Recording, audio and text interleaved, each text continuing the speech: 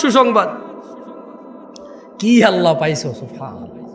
আমি মাঝে মধ্যে চিন্তা করি, আল্লাহ এত দয়ালু না হলে আমরা পৃথিবীতেই শেষ হয়ে যেতাম। আল্লাহ তাআলা কোরআনে বলছেন, মনোযোগ দিয়ে শোনেন, ইল্লা মান তাব, ও চোরের দলেরা, ও জানাখোররা, ও নেশাগ্রস্তরা, ও অত্যাচারীরা, ও জালেমরা, ও ইসলাম বিদ্বেষীরা, ও আল্লাহদ্রোহীরা, ইল্লা মান তাব, সুযোগ, মহা সুযোগ, অফার, বিশাল অফার। ওহো, কি ঘোষণা আল্লাহর। অতঃপর যেই ব্যক্তি অন্যায়, চুরি হোক, যা হোক, নেশা হোক, জানা হোক, যে কোনো অন্যায় হোক, ইল্লা মান তাব, অন্যায় যত হোক, যে ব্যক্তি অন্যায় থেকে তওবা করলো, ফিরে আসলো, ও আমানা, আল্লাহর প্রতি ঈমান আনলো, ও আমিলা আমালান সালিহা, অপরাধ জমিন থেকে আসমানের মেঘমালা, অপরাধ জমিন পরিপূর্ণ হয়ে আছে, অপরাধ সাগরের অতুলনীয় জায়গায় পৌঁছে গেছে। আল্লাহ বলছে, খালি ফিরে আয় রে, তোর অপরাধ কতটুকু অপরাধ তোর, ফিরে আয়, মাপ চা, ঈমান আন, ভালো কাজ কর। তোর বয়স তো 70 হয়ে গেছে, 35 হয়ে গেছে, 40 হয়ে গেছে, ডেলি একটা মেয়ের সাথে শুইছি, ডেলি 2 লিটার মদ খাইছি, এ আল্লাহ, ফিরে আসলে হবে? আল্লাহ বলছে, আরে শোন, যদি তুই ফিরে আসস, ঈমান আনস, ভালো কাজ করস, এগুলো তোর গুনাহ পৃথিবী সমান, ফাউলাইকা ইউবাদদিল, আল্লাহ তোর গুনাহ এগুলাকে মাপ তো করবে, সব গুনাহকে ইউবাদদিলুল্লাহ সাইয়্যাতিহিম হাসানাত, তোর সব গুনাহকে, তোর নেকি নেই, তুই বয়স কম, বইরে যাবে কিছুদিন পরে, বা তুই জানিস না 20 বছর বয়সে মরতে পারিস, তোর তো আমল নাই, তোর সব গুনাহকে আমি আল্লাহ নেকিতে পরিবর্তন করে তোর নেকির পাল্লা দিয়ে দেবো। চ্যানেলটি সাবস্ক্রাইব করে আমাদের সঙ্গেই থাকুন। আমি কি একটা আমলের কথা শিখাই দিব আপনাদের, যে আমলটা আপনাকে কখনো জান্নাত থেকে মাহরুম করবে না, জান্নাতে যাবেন। তাহলে এটা শিখিয়ে দিয়ে এখান থেকে বিদায় নিতে পারবো, রাইট? আর কি লাগবে? আপনি কি চান আল্লাহর কাছে? কি চান? তো ওই সম্পর্কে একটু জানাই দিলে তো হলো, আর তো সারা রাত ওয়াজ করে তাহলে লাভ নাই, আমাদের মূল ঠিকানা পাই গেলে তো হইল। শিরিক করা যাবে না ভাইরা আমার। না, আপনাকে ভুল বলছে বক্তা, যে শেষ নবীর উম্মত আমরা, নবীর উম্মত তোরা কখনো শিরিক করতে পারে না, একদম ভুল বলছে। সূরা ইউসুফ, সূরা নাম ওয়া মা ইউমিনু আকসারুহুম বিল্লাহ ইল্লা ওয়া হুম মুশরিকুন। আপনার হুজুর বলছে যে একবার মুসলমানের ঘরে জন্ম নিয়ে নিলে, বাপ আর দাদা যদি মুসলমান হয়ে যায়, যদি আপনার দাদা আর বাপ কোনো রকমের মুসলমান হয়, তাহলে আপনার দ্বারা শিরিক আর সম্ভব না। আপনার হুজুর বলছে, আমি বলছি এরকম মাইকে এসে, কেমন? ওইদিকে সূরা ইউসুফ কি আমাদের নবী মুহাম্মদের উপরে সাল্লাল্লাহু আলাইহি ওয়াসাল্লাম নাজিল হয়েছে নাকি অন্য নবীর উপরে? তাইলে এখানে আল্লাহ বলছেন যে ওয়া মা ইউমিনু আকসারুহুম বিল্লাহ, আল্লাহ তাআলা বলছে যে এই যে মানুষকে তুমি দেখছো মুহাম্মদ সাল্লাল্লাহু আলাইহি ওয়াসাল্লাম, এদের অধিকাংশ মানুষ প্রথমে ঈমান আনে। প্রথমে কি আনে? মানে এরা স্বীকার করে, বাচ্চা দেয় কে, বৃষ্টি দেয় কে, সুস্থ করে কে, এরা ঈমান আনে। ইল্লা ওয়া হুম মুশরিকুন, তবে এদের যারা ঈমান আনে, এদের অধিকাংশ 50%-এর উপর হলো মুশরিক, শিরিক করে। ওই কল্পনা থেকে বের হন যে আপনার বাপ দাদা মুসলমানের জন্য আপনার দ্বারা শিরিক হবে না, কেমন? ওটা থেকে বের হন। আর শোনেন, খালি যে মাজারে গিয়ে, মন্দিরে গিয়ে, তারপরে হচ্ছে কোনো মানুষের পায়ের নিচে, তারপর হচ্ছে কোনো নেতার নিচে, পয়সাওয়ালার নিচে, কোনো মহিলাকে পাওয়ার জন্য এভাবে করলে যে শিরিক হয় তা না। শুধু শিরিক এভাবে হয় না। জাবের রাদিয়াল্লাহু আনহু থেকে বর্ণিত, তিনি বলেন, কি বলেন? তিনি বলেন যে বাইনার রাজুলি ওয়া বাইনাশ শিরকি ওয়াল কুফরি তারকুস সালাহ, একজন ব্যক্তি শিরিক আর কুফরের মধ্যে পার্থক্য হচ্ছে নামাজ ছেড়ে দেওয়া। বুঝাইতে পারছি? আমি বলি নাই, জাবের রাদিয়াল্লাহু আনহু বলছে। বলেন না যে নতুন কথা বলছি। আরে ভাই, আপনি শুনেন নাই, এটা 1450 বছর পুরনো। আপনার মুহাদ্দিসরে জিজ্ঞেস করেন না আপনার এখানে আলিয়া মাদ্রাসার প্রিন্সিপালকে, জিজ্ঞেস করেন না আপনার মসজিদের জুমার খতিবকে, জিজ্ঞেস করেন না আপনার পাড়ার ডাবল টাইটেল পাস মাওলানাকে, বলেন না যে মাওলানা সাহেব, খতিব সাহেব, একটু বলেন না নামাজ ত্যাগকারীর বিধান ইসলামে কি?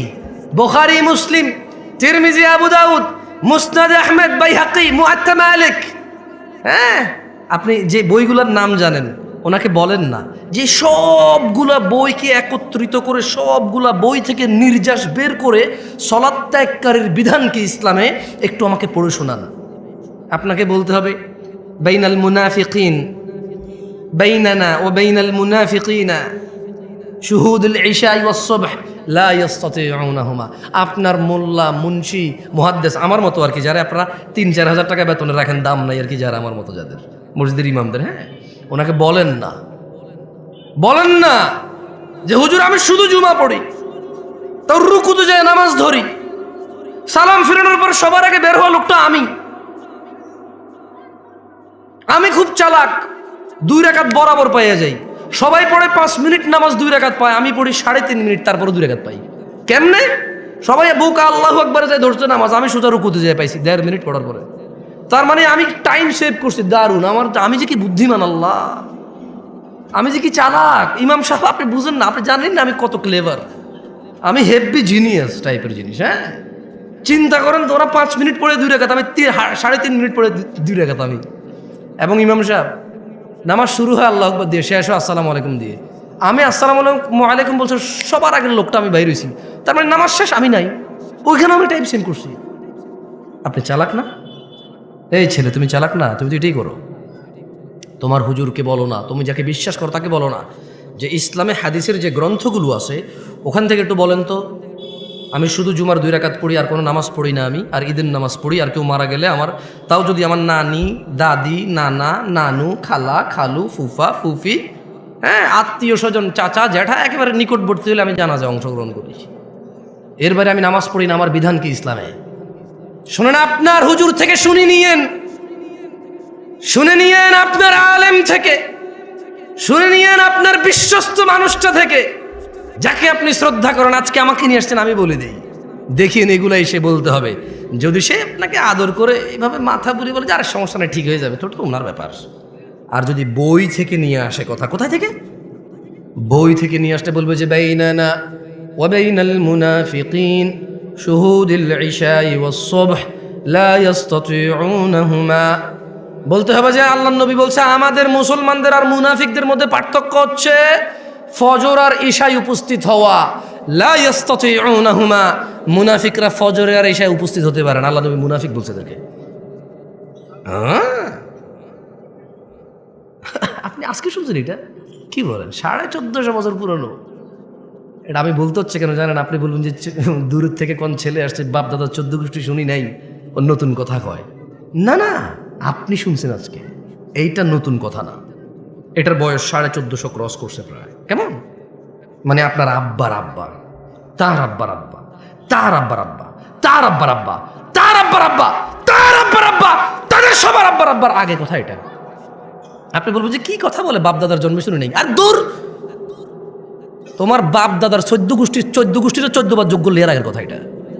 এত পুরনো কথা তুমি শুনো নাই কখনো, সময় পাও নাই শুনতে। এটা বলতে হবে। আরেকটা কি বলবে? আরেকটা বলতে হবে যে বাইনাল আবদি ওয়া বাইনাল কুফরি তারকুস সালাহ। কাফের আর মুমিনের মধ্যে পার্থক্য হচ্ছে নামাজ ছেড়ে দেওয়া। এটা বলবে উনি, যদি উনি বই থেকে বলতে হয়। কেমন? 90% মুসলমানের দেশ, বলো মারহাবা, বলো, হ্যাঁ বলতে থাকো।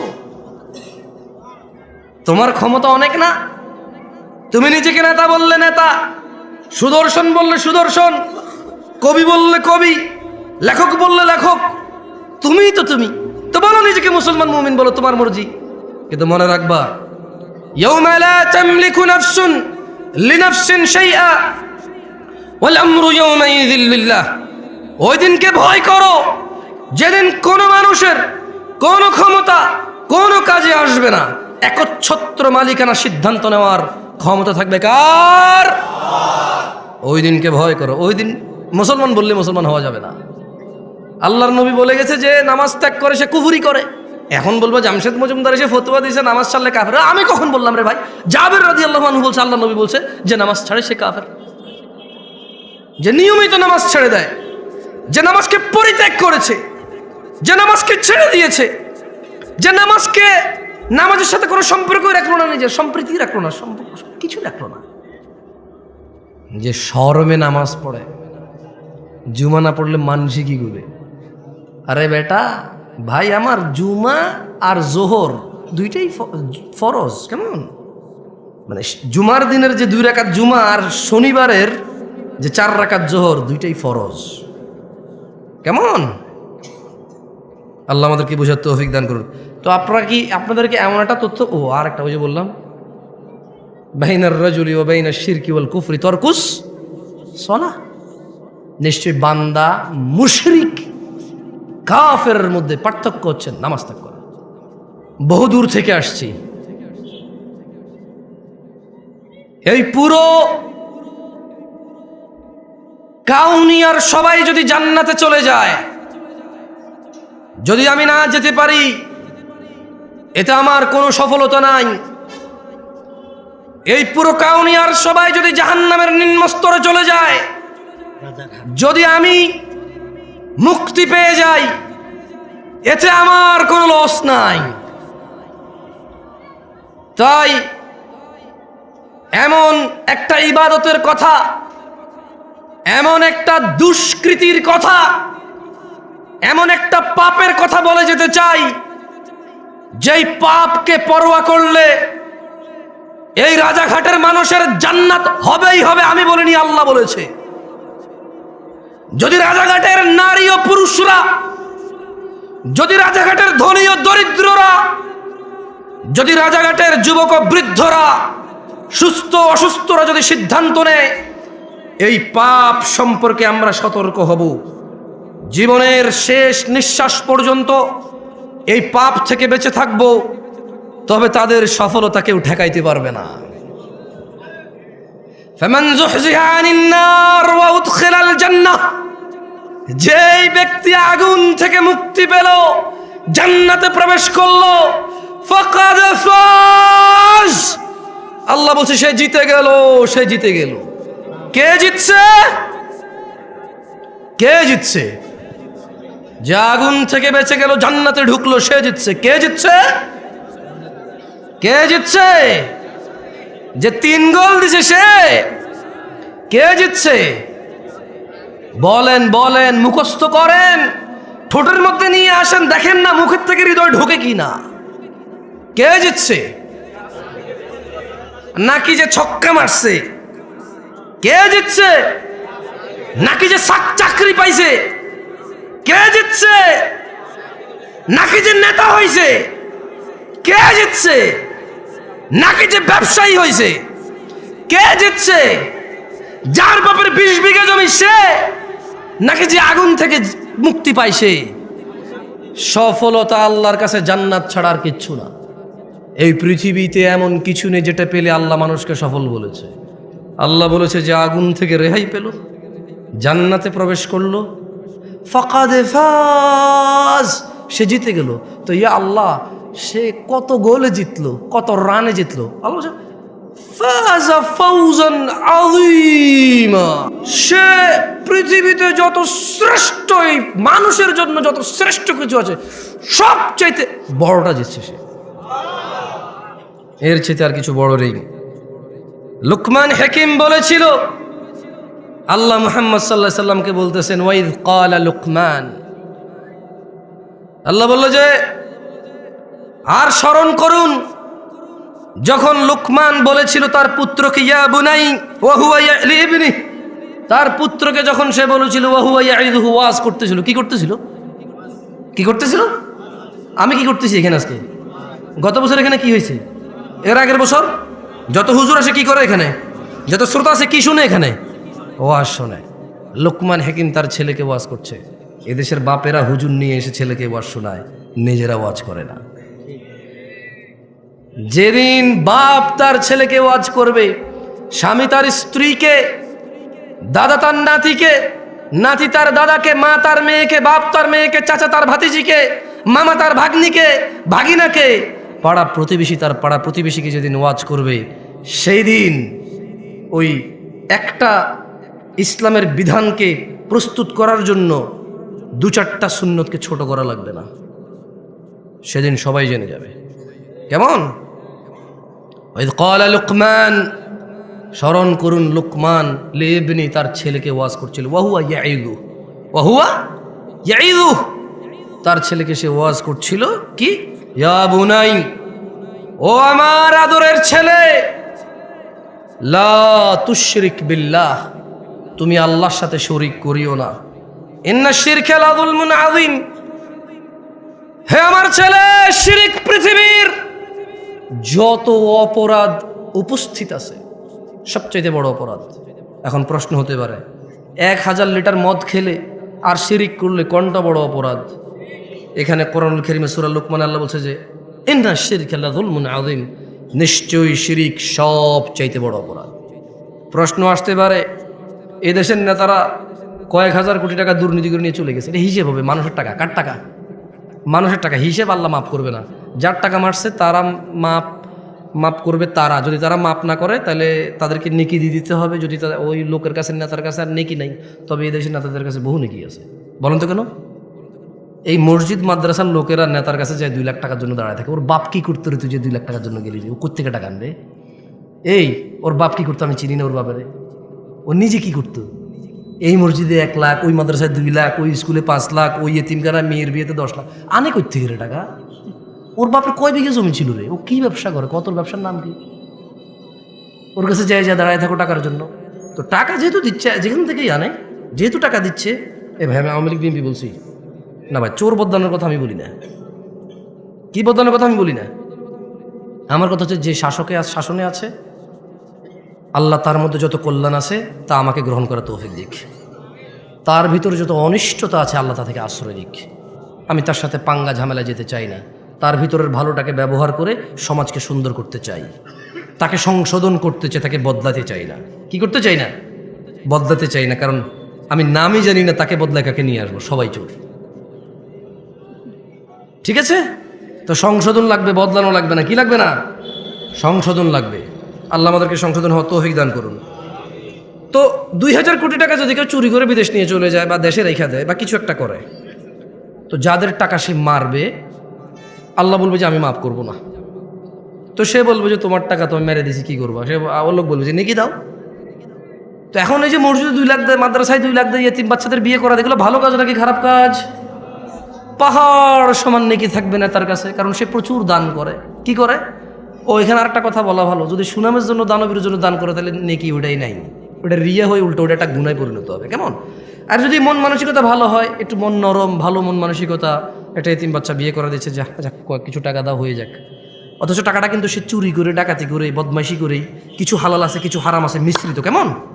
কিছু হালাল কিছু, ওটা সরি নেতা বলবো না, ওটা ব্যবসায়ীরাও করে। 2 নাম্বার 4 নাম্বার 6 নাম্বার মালামাল বিক্রি করে নাকি করে না? গ্রামের মোড়লে করে, ওটা কিন্তু নেতা না। আপন বড় ভাইয়ে করে, রাস্তার জমি নিজে নিয়ে ছোট ভাইকে ওই পিসের জমি দিয়ে দেয়, বোনের সাথে ভাইয়ে করে। তো আমি আসলে শুধু নেতা বলবো না, আমি আসলে আমরা মানুষ, এই সমাজের মানুষগুলো আমরা খারাপ। ভাই হিসাবে ভাইয়ের সাথে খারাপ, ভাই হিসাবে বোনের সাথে খারাপ, ছেলে হিসাবে বাপের সাথে খারাপ, নেতা হিসাবে সমাজবাসীর সাথে খারাপ, ব্যবসা হিসাবে কাস্টমারের সাথে খারাপ, স্বামী হিসাবে স্ত্রীর সাথে খারাপ, বাপ হিসাবে ছেলের সাথে খারাপ। এটা হচ্ছে আমাদের স্বভাব, বুঝে আসছে? তো আসলে কোনো একটা লোককে এইভাবে দোষ, মানে নেতা হয়েছে এই জন্য দোষ, এটা না। আসলে আমাদের স্বভাবগত যাতে এই দেশের মানুষের আমরাই খারাপ, বুঝে আসছে না আসলে আপনার? তো এখন ইন্না শিরকা লাযুলমুন আযীম, লুকমান বলছে যে ছেলে তুমি আল্লাহর সাথে শিরিক করিও না। কেন? বলো যে শিরিক সবচেয়ে পৃথিবীর বড় অপরাধ। তো এখন যদি আপনি প্রশ্ন করেন কত বড় অপরাধ, 1 লাখ কোটি টাকা যদি মারিয়ে দেওয়া হয়, এটা কিয়ামতে আল্লাহ মাফ না করলে, এ হলো চোর যে টাকা মারছে, এ হলো যার সম্পদ তারা, বা সে একক বা তারা অধিক, এর যত নেকি আছে একে দিতে হবে। দিতে দিতে আর নেকি নেই, কিন্তু লোক বাকি আছে। এখন এই পৃথিবীতে এমন একটা মানুষ আছে যার গুনাহ নাই? আছে? একটা মানুষ কি পাওয়া যাবে যার গুনাহ নাই? তো এখন এই যে ওই যে চোর বাটপার অন্যের হক মাইরা খাইছে, এর কাছে আর নেকি নাই, এখন লোক বাকি আছে যাদের হক এর কাছে রয়ে গেছে, এদের গুনাহগুলো সব এর কাছে আসবে। ইন্না লিল্লাহি ওয়া ইন্না ইলাইহি রাজিউন। সেই নেকির পাহাড় নিয়ে এসে মানুষ সবার গুনাহ নিয়ে গুনার পাহাড় নিয়ে যাবে। এবারে আসেন, এরপরে কি হবে? এর সমস্ত নেকি শেষ, সব মানুষের গুনাহ এর কাছে চলে আসছে, এইবার কি হবে ওর? এটা প্রশ্ন থাকতে পারে না? ধরে নেন ওর শিরিক করে নাই, কি করে নাই? কি করে নাই? আল্লাহ বলছে যে ইয়াগফিরু লিমান ইয়াশা, যাকে খুশি মাফ করে দেবে। বুঝাইতে পারি নাই কি বলছে আল্লাহ? আরে ভাই, চোরদেরকে উৎসাহিত করতেছি না, ভুল বুঝিয়েন না আপনারা। আবার অধিকাংশ চোরই মুশরিক বেনামাজি, অধিকাংশ চোর মুশরিক বেনামাজি, অধিকাংশ চোর ডাকাত আল্লাহকে অস্বীকারী। আচ্ছা, একটা কথা বলি আপনাকে, মাশাআল্লাহ আপনারা ঠান্ডা চুপ আছেন, একটু মনোযোগ তাহলে শোনেন। জেনা করা কি? ন্যাংটা থাকা কি? ন্যাংটা থাকা কি? আরে আমি নাস্তিক, আমরা জোরে কোন ন্যাংটা থাকা কি? গুনাহ। গুনাই তো, হারাম তো গুনাই। শরম না? শরম না? শুকর খাওয়া কি? আচ্ছা, কালকে বাংলাদেশের বইতে লেখা হলো, আমি ওয়াল্লাহি, আল্লাহ সাক্ষী, আল্লাহ সাক্ষী, কসমে বিল্লাহি তাআলা, আল্লাহকে সাক্ষী রেখে বলছি, আমি বর্তমান যে সরকার বা এর আগের সরকার বা পরে কি আসবে আমি এত নন অফ কনসার্ন না। আমি ধরেন এসেছি শিক্ষানীতিমালা হয়, অনেক কিছু বইতে আসতেছে, যেমন এই দেশের সায়েন্স আর্টসের অনেক বইতে লেখা আছে সব ধর্ম ম্যান মেড, মানুষের বানানো ধর্ম, কেমন লেখা আছে বইতে। আপনি কি করবেন? কি করবেন আপনি? টিচার পড়াবে না? এটা পড়াবে, ছাত্ররা পড়বে। ধরেন কালকে বইতে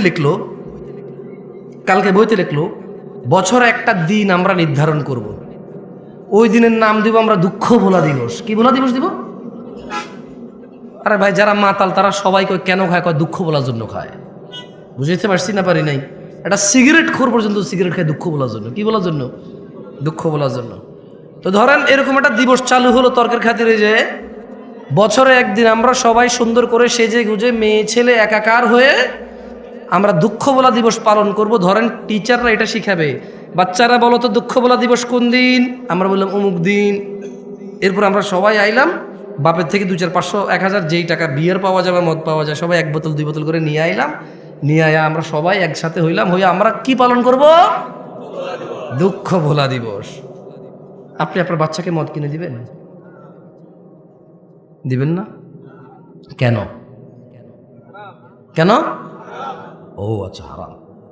মাশাআল্লাহ, ইউ কেয়ার অ্যাবাউট দ্য হারাম। আপনি হারাম সম্পর্কে পরোয়া করেন?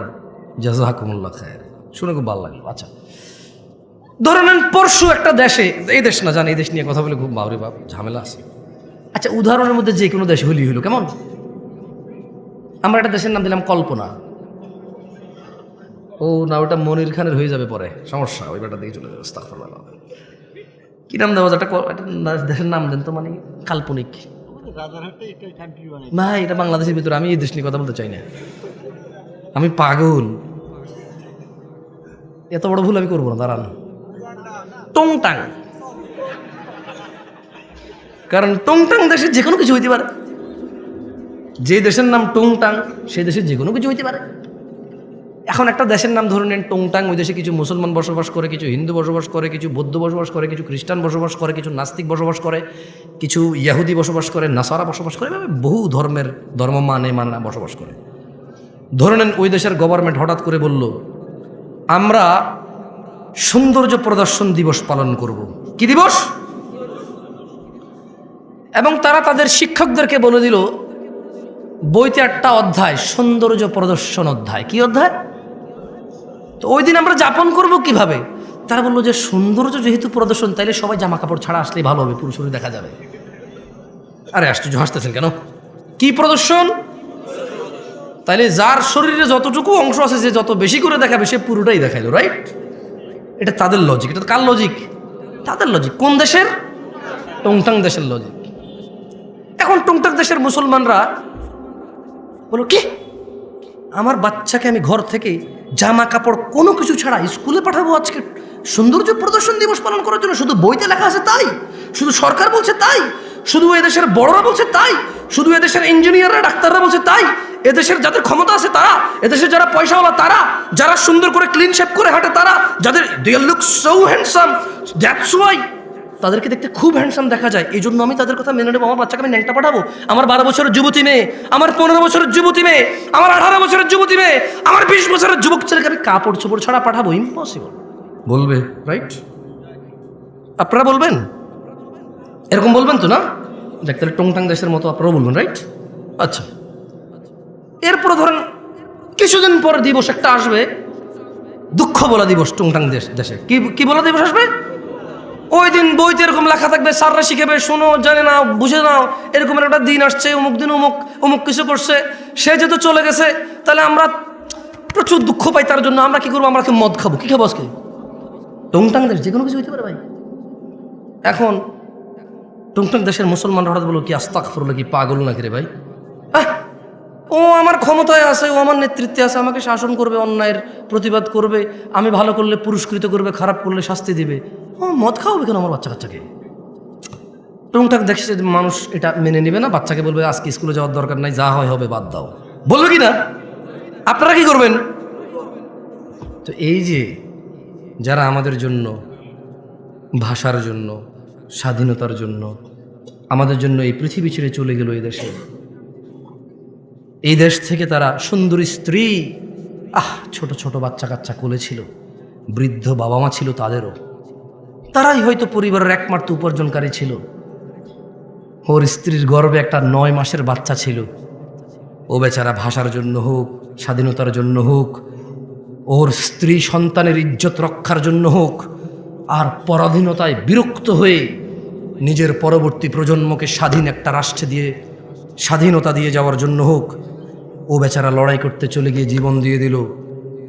ওর বাচ্চাটা ভূমিষ্ঠ হলো ইয়েতিম হয়ে। ওর বাচ্চাটা পৃথিবীতে আসার আগে ইয়েতিম হয়েছে, ও জীবন বিলিয়ে দিল। এখন আপনারা বলছেন যে ওদেরকে আমরা স্মরণ করতে হবে টন টন টন টন টন টন টন গান গাইয়া। আপনারা বলতেছেন যে তারা যেহেতু আমাদের জন্য জীবন দিয়ে চলে গেছে, একটা দিন আমরা নির্ধারণ করব, ওই দিন মুসলমানের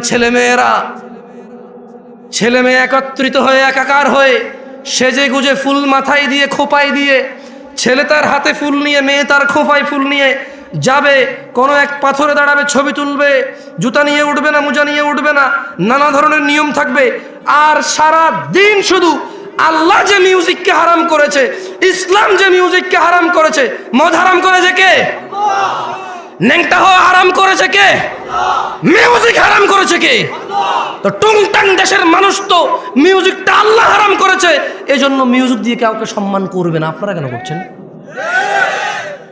টংটাং দেশের মানুষের মতো হইতে পারবেন না।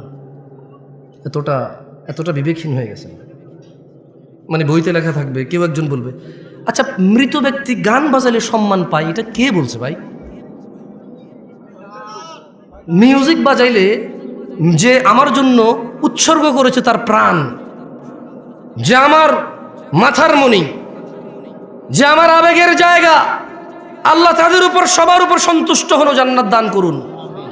যার যার ইমান আমল যতটুকু ছিল আল্লাহ প্রত্যেকটুকু কবুল করুন, আর আল্লাহ তাদের সাথে ইনসাফ করুন। যেহেতু আমরা জানি না এখানে হিন্দু বৌদ্ধ মুসলিম সবাই ছিল, আল্লাহ ইনসাফ করুন। আল্লাহ কি করুন? কথা বলছিলাম, লুকমান তার ছেলেকে ওয়াজ করছিল, লা তুশরিক বিল্লাহ, আল্লাহর সাথে শরিক করিও না, ইন্নাশ শিরকা লাযুলমুন আযীম, শিরক সবচাইতে বড় পাপ। কত বড় পাপ! এই পৃথিবীর সমস্ত জিন আর মানুষ একত্রিত হয়ে যদি কোনো পাপ রটনা করে, এর চাইতে বড় পাপ শিরক। কত বড় পাপ! ছোট্ট একটা উদাহরণ দেয়, যদিও এই উদাহরণ কিচ্ছু না, ওয়াল্লাহি এই উদাহরণ একেবারেই মিলবে না, তবুও দিচ্ছি। একটা লোক পুরুষ, একটা লোক মহিলা, এই পুরুষ এই মহিলাকে বিয়ে করেছে, বুঝে আসছে? এখন তারা স্বামী স্ত্রী। এখন এই মহিলা জোরে জোরে কথা বলে, এই পুরুষ তাকে বলে যে তোর এত জোরে কথা বলে আমার ভালো লাগে না রে। মহিলা তাও জোরে কথা বলে। পুরুষ বিরক্ত বলে যে কোন পাপ করছে জীবনে, বিপদ গলায় বসছে। বাট মহিলাকে ঘর থেকে বের করে না। কি করে না? গায়ে হাত দেয় না, বিরক্ত হয়। ওর বউ পান খায়, বললো যে তুই এত অল্প বয়সে পান খাওয়া শুরু করে দিলি, এমনি এমনি চা বাঁচতে আরে আমার বিচ্ছিরি লাগে দেখতে আমার। কিন্তু বউকেও তালাক দেয় না, বাপের বাড়ি পাঠায় না, গায়ে হাত তোলে না, ওর জন্য জামা কিনে, কাপড় কেনে, ওর জন্য সুন্দর সুন্দর চুড়ি কিনে, লিপস্টিক কিনে, আলতা কিনে। ওর বউটা ওর মায়ের সাথে বিয়াদবি করে, কি সুন্দর করে বোঝায়, তুইও তো মা হয়েছিস, আমাদের তো বাচ্চা কাচ্চা আছে, আমার মাটা বাপের একমাত্র পোলা আমি, আমার তো দুইটা ভাই নাই যে আমি যদি খেয়াল না রাখি আরেক ভাইয়ের বউ খেয়াল রাখবে, একটু খেয়াল রাখ না, আমরা ভদ্র পরিবারের লোক, আমি যদি তোর গায়ে হাত তুলি এখন তোর সাথে ঝগড়া করি মানুষ কি বলবে। ছেলের মাও বোঝে যে পরিবারটা সম্মানী, এই জন্য ছেলের বউ যত কিছুই করুক অতটা মানে প্রতিক্রিয়া দেখায় না, মনে করে যে বোঝে না, অবুঝ, এরকম করে ছেড়ে দেয়। ও বউয়ের গায়ে হাত তোলে না, বাপের বাড়ি পাঠায় না, তালাক দেয় না। ছেলেটা প্রায় তার বউয়ের মোবাইল এঙ্গেজ পায়, যখনই বলে তোমার মোবাইল ব্যস্ত পেলাম কেন, বউ বলে যে খালার সাথে কথা বলতেছি, মার সাথে কথা বলতেছি, বোনের সাথে কথা বলতেছি। সে প্রায় এঙ্গেজ পায়, বিরক্ত হয়। ছেলেটা তার বউকে বলে তুমি ফেসবুক কেন চালাও, আমার পছন্দ না।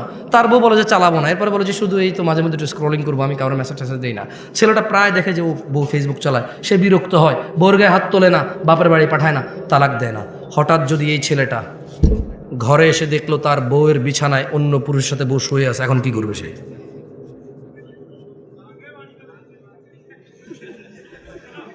কেন রাগে মেরে ফেলবে কেন? ও কি ইসলাম বোঝে না? ও তো মুসলমান ছেলের কথা বলতেছি আমি। তুমি কোন ছেলে, তুমি কোন ধর্মের ছেলে? ইসলামে কোনো মহিলা পুরুষ ধরা পড়ে গেলে মেরে ফেলার তোমার বিধান আছে? সরকার মারবে? কে মারবে? কে মারবে? বিবাহিত মহিলাকে পাথর মেরে মেরে রজম করবে কে? জেনাকারী। কে রজম করবে?